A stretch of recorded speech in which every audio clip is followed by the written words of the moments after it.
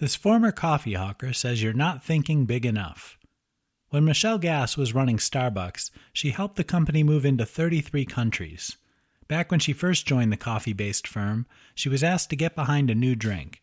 Starbucks had just launched the Frappuccino, and Gass was ordered to come up with a growth strategy that would make the drink popular. What began as just a side item now earns Starbucks more than $2 billion annually. That's the income from just one drink. To say that Gass's efforts worked out is obvious. She had long ago come up with a belief about how to approach achievement. It can help with personal and career goals. Men and women of all ages and levels of education and success can use the same idea. It's powerful in its simplicity. What was the approach she took that created such a winner for Starbucks? It's one she used successfully in her career working with many Fortune 500 companies. She says her mantra is, "Let's think of how big this can be." She's a firm believer in thinking big. A lot of leaders will tell you this. If you're going to dream, why not dream big? It doesn't make any sense to think small when thinking big doesn't take any more effort. It's up to you, really. If you have a task or responsibility, shoot for the moon. You get to choose what you strive for in life. Aiming for big results can make your world better for you and everyone you care for. Accomplishing great things feels so rewarding. You might even surprise yourself with what you're able to accomplish. So start seeing the world as incredibly abundant. Don't think of slacking or just enough to get by. Think much bigger and envision big change rather than small, insignificant change. Imagine big things in your life. What you consciously tell your subconscious ends up as action. Your subconscious drives your actions, and your actions are what create the reality in your life. Gass knows this. When Starbucks purchased Seattle's best coffee, she employed her Think Bigger mantra. In just a single year, she took Seattle's best from 3,000 distribution points to over 50,000. That's what happens when you think big. If you want big things in your life, you've got to think big. Dare to think bigger than you could possibly imagine. Even if you come up short, you will have achieved so much. This Prime Minister understood you don't have to be liked to get the job done. Margaret Thatcher became Britain's Prime Minister after winning the general election in 1979. She was the first woman to lead one of the major political parties in the United Kingdom. Previous economic troubles saw her take leadership in the middle of a recession. Unemployment was rising dramatically. The British people weren't happy. Nevertheless, Thatcher didn't try to placate everyone by being popular. She instead took dramatic steps that didn't make a lot of people happy with her. Even so, she stuck by her guns. To say that she was unpopular at the beginning of her reign as Prime Minister is an understatement. The IRA tried to assassinate her in 1984. When someone tries to kill you, that's pretty much the height of unpopularity. Nevertheless, she was so successful in turning around the economy that she served 3 straight terms. She enjoyed landslide re-elections twice and is known as one of the most popular PMs in recent memory. Nevertheless, she had this lesson to teach us about needing people to like us. If you just set out to be liked, you would be prepared to compromise on anything at any time, and you would achieve nothing. The best leaders are often well liked. People respect their power and their achievements. When great leaders produce the results that their followers are looking for, it's natural for them to enjoy popularity. That's not to say that leaders should develop a dependence on being popular. Margaret Thatcher understood this. She saw the inherent problem that can develop when approval becomes more important than delivering results. You don't have to be a leader to learn from this lesson. You're probably not a politician. Very few people are. Maybe you don't long to become Prime Minister of the United Kingdom. It doesn't matter if you never throw your hat into the political arena. The lesson here is still relevant for so many of us. If you want to get anything accomplished, you can't worry if your actions are going to be popular or not. If you want to be popular, put everyone else first and worry about yourself last. While helping others is an admirable character trait, you have to be careful. If you're doing it for people to like you, that's the wrong reason. Human beings can be rather fickle, and this means your popularity can disappear quickly. No matter what you're trying to accomplish in your life, do it for the right reasons. It's easier to create the results you're looking for when you keep your eyes focused on the game plan rather than worrying about being popular. Use Warren Buffett's 2-list lesson for laser-targeted focus. Have you heard of Berkshire Hathaway? It consistently ranks as one of the 100 largest companies in the world according to market valuation. In 2021, the diversified holding company employed a staggering 360,000 people in the many businesses it owned. A young man by the name of Warren Buffett assembled a group of investors and bought Berkshire Hathaway in 1965. He positioned himself as the controlling shareholder and led what was previously a struggling textile firm to a current valuation of nearly $1 trillion. Nicknamed the Oracle of Omaha for his outstanding ability to correctly predict the future of so many investments, Buffett has a simple method for prioritization. You simply make two lists. Mike Flint and the two-list story. Mike Flint served as Warren Buffett's personal pilot for 10 years. One day he was discussing career priorities with the legendary investor. What the billionaire would share with his employee is a powerful lesson we can all benefit from. Buffett told Flint to make a list.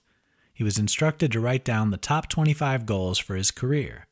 After this was done, the pilot was told to review his list. He should then circle the top 5 most important goals on the list. Flint did as he was told and made a second list with only those 5 goals on it. He now had 2 lists, one with his 25 career goals and a second list with the top 5 most important goals. Buffett asked the pilot what he should do with these 2 lists. Flint answered that he would get to work right away on the shorter list, since these were his most important goals. He was then asked what he should do with the second list. Here's where a powerful lesson is learned. Flint told his boss and mentor that while his more important goals would get most of his focus, he would work on his secondary goals from time to time, whenever he had a chance. This is when Buffett revealed something that can boost your productivity and help you focus on what's important. He told Flint that the list of 20 secondary goals was to be avoided at all costs. No matter what happened, he shouldn't give anything on that list focus until he had achieved everything on his shorter list of 5 primary goals. The power of avoid at all cost lists. Buffett is the leader of one of the largest and most successful investment companies of all time. He often teaches this 2-list system for narrowing focus and increasing productivity. You may not be an investor or a pilot. It doesn't really matter what you do or what your personal or career goals are. This is a great leadership lesson for getting more out of life by first pursuing the things that matter the most. What a dyslexic high school dropout turned billionaire can teach you about leadership. If you accumulate $1 billion in net worth, you're going to develop some leadership skills in the process. Hit that $1 billion figure several times over, and your ability as a leader has to be pretty sharp. That's the case with a high school dropout who ran away from education at the tender young age of 16. His teachers called him lazy. He just didn't seem to fit in. He didn't know it at the time, but many of his problems in school came from the fact that he had dyslexia. Dyslexia is a condition that makes it difficult to understand what someone is reading. A dyslexic can struggle to read, write, spell, and even speak. At the time of this eventual billionaire's problems in school, when he dropped out in 1966, not as much was known about dyslexia. Children were often diagnosed as troublemakers and problems. There was no efficient treatment because this mental disorder had yet to be studied thoroughly. Even with these staggering difficulties, the young man in question started a business venture as a teenager. He created a magazine called Student.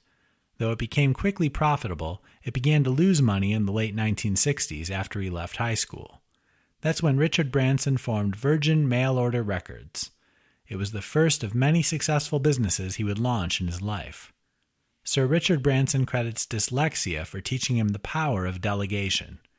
Great leaders understand they can't do everything.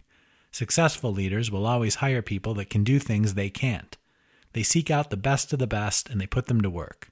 They delegate tasks and responsibilities and follow up effectively. Branson, who received the British honor of knighthood in 1999, said his response to dyslexia was important for developing this core leadership quality. Even as an adult, he struggles to understand terms and sometimes has problems reading. This is how he learned to delegate as a young man. He said he quickly realized that if understanding everything about a business was up to him, he would fail miserably. He began to hire people that could do the things he couldn't. Today, he says that during business deals, if he can't fully grasp what's being said and communicated, he doesn't worry. He hires people to do that for him. You can only do so much. You may be the most productive person in the history of mankind, but there's only so much you can do. Whether you need help with the chores around the house, or you're a Fortune 500 CEO that wants to be more productive, learn to delegate. If this skill is credited with turning a high school dropout into the successful manager of more than 400 businesses, it can probably help you too. What Ronald Reagan can teach us about independence. Not too many politicians can claim they went from radio sports announcer to Hollywood star, then television host, and finally politics. That's the path the 40th President of the United States took to reach the White House. Ronald Reagan followed that circuitous route to become president at a time when confidence in the U.S. government was at its lowest since the Great Depression. Right out of the gate, during his inaugural speech, he let America know one of the foundations of his political beliefs. Government is not the solution to our problem. Government is the problem. That's a pretty powerful statement for a politician. He told the American people they needed less government in their lives. He pointed to the previous 8 years of economic turmoil and hard times for all but the richest individuals in the U.S. He famously said something else that tells you a lot about his belief in individual independence. The 9 most dangerous words in the English language are, "I'm from the government and I'm here to help." As you can imagine, that didn't fly well with a lot of other politicians, even in his own party. When asked to expand on that statement, Reagan recognized that government is definitely needed. Without a solid government in place, anarchy could reign. He simply meant that a person shouldn't rely on the government to take care of their needs. Reagan believed in keeping government small rather than expansive. His game plan began to work immediately after he took office.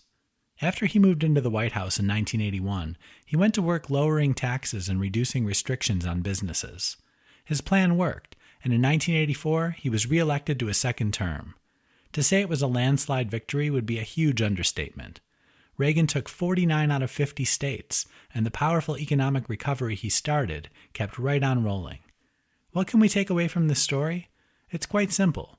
Learn to be independent. There's no one who is as concerned about you as much as you are. It's okay to ask for help from time to time. We all need help in our lives.